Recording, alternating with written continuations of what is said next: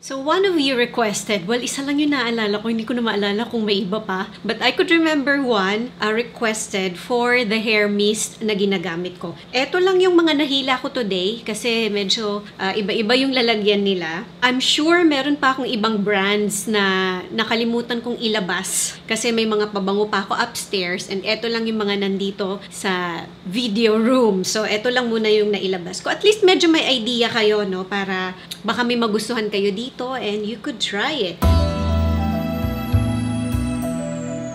Ang ginawa kong lipstick is itong Lisa Eldridge na lip liner and this is in the shade Petal. So nilagay ko siya all over my lip as lipstick. And then naglagay ako nitong Chanel na Rouge Coco Gloss 808 yan as gloss on my lip.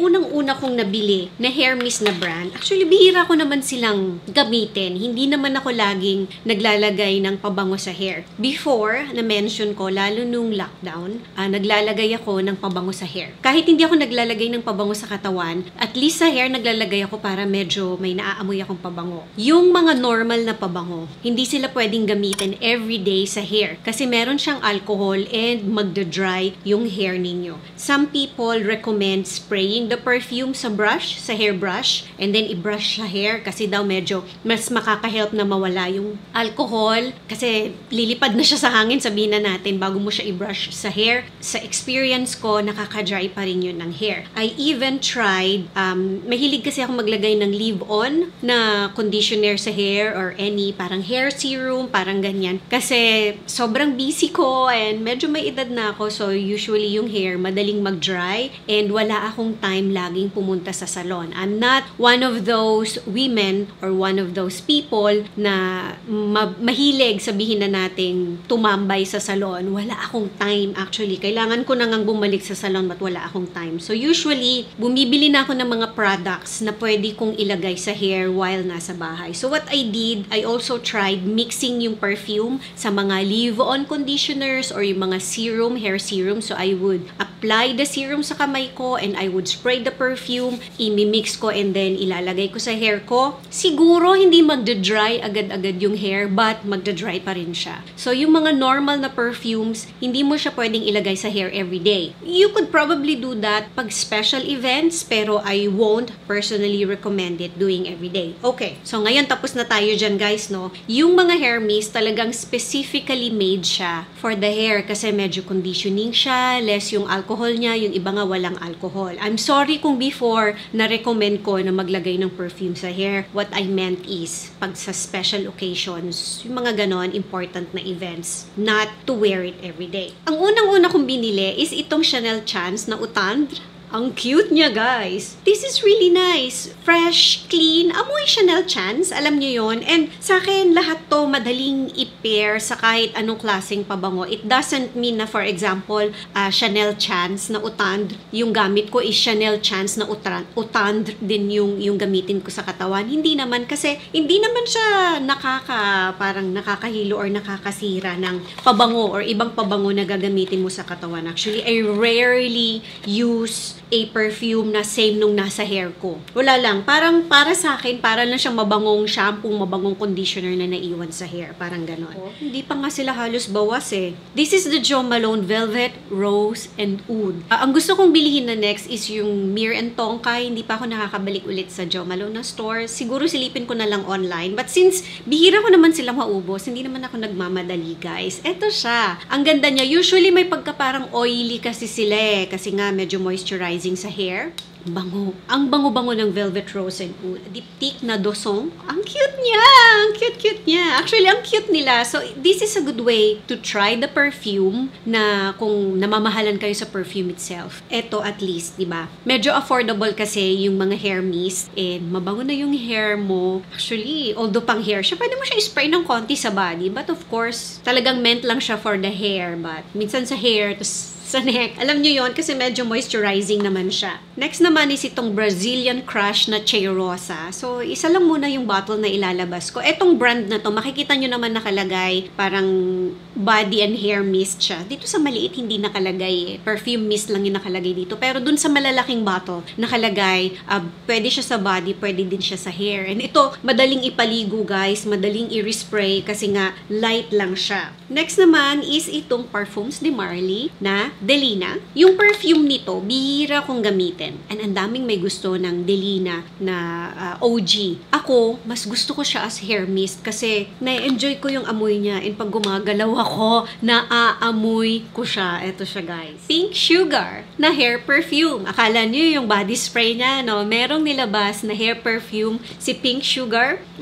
Kung hindi ninyo kaya yung spray or yung mist niya, yung body mist nito, kasi nga burnt sugar na ang tamis. And some people think na hindi na to bagay sa kanila pag nagkakaedad na sila. Parang pambatang-pambata. Try itong hair perfume. Bango guys. Ang bango-bango niya. I don't know, gusto ko yung tamis niya. Gusto ko yung parang pagka-burnt sugar niya. This is the Empresa Hair and Body Mist. Kasi nga well complemented ko tong amoy na to. The problem lang with this sprayer, akala nyo sira siya. Yung mga nakabili na nito, mag-comment nga kayo below. Ganun din ba yung experience ninyo dito sa hair and body mist? Pag in-spray mo siya, parang tapon na tapon yung oil. May mali dito eh sa sprayer niya. But this is really nice. Alam nyo nung ginamit ko to, nakalimutan ko na naglagay ako sa hair. And nung gabi na, hindi kasi ako nag-wash ng hair noon. I don't know why. Usually kasi sa gabi ako nag-wash talaga ng hair. Naamoy ko siya sa kwarto nung nakahiga na ako. Hindi yata ako kasi lumabas ng bahay noon, hindi ko na maalala. Sabi ko,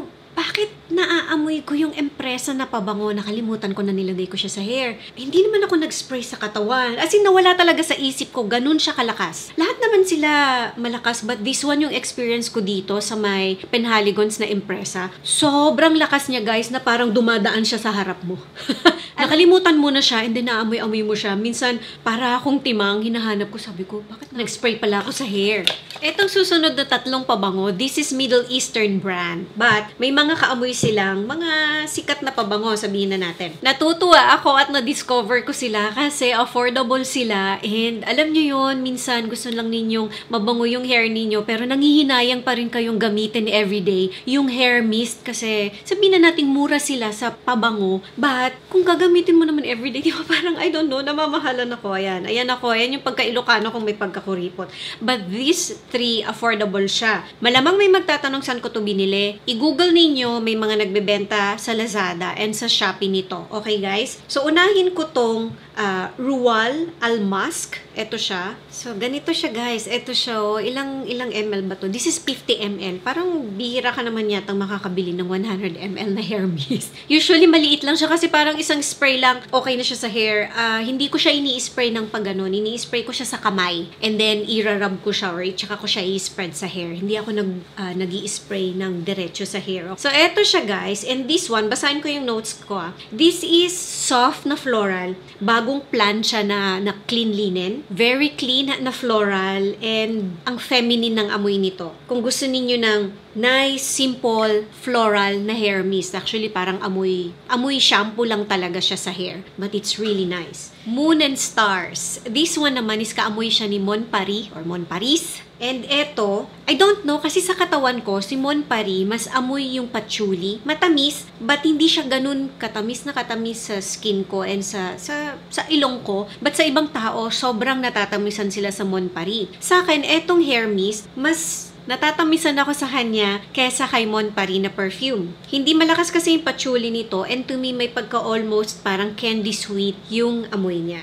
I think maraming magkakagusto nito although marami ng kaamoy kasi nagkalat na yung dupes nito. But this one, kasi hair mist siya. So, magagamit talaga siya sa hair. And this is Anna Abied na Rouge. Ito naman siya guys. This is kaamoy ni Baccarat Rouge 540 yan. Kung hindi pa kayo na-umay sa Baccarat Rouge 540 or wala pa kayong perfume nun or dupes nun kasi nga iniiwasan ninyong maging kaamoy kayo ng madami, at least eto, lagay nyo naman sa hair para maiba naman. So, last na bottle, eto, hindi naman talaga siya nire-recommend sa hair. But because alcohol-free siya and may mga iilang brands na ngayon ng perfumes na naglalabas ng parang natural, ginaganon nila yung mga pangalan ng pabango. Like Chloe, alam ko may nilabas na ganon. And this one is itong J'adore na Parfum d'Eau. Nilalagay ko naman dito yung pangalan niya. I hope na-pronounce ko ng maayos. Because alcohol-free siya. Safe siya sa hair. At least sa akin guys, so i-correct nyo ako. But dahil wala nga siyang alcohol, pwede mo siyang gamitin sa hair. Iba yung itsura nung liquid niya pag ini-spray. May pagka parang almost lotion yung itsura niya. Maputi siya na parang almost very light na lotion. And kung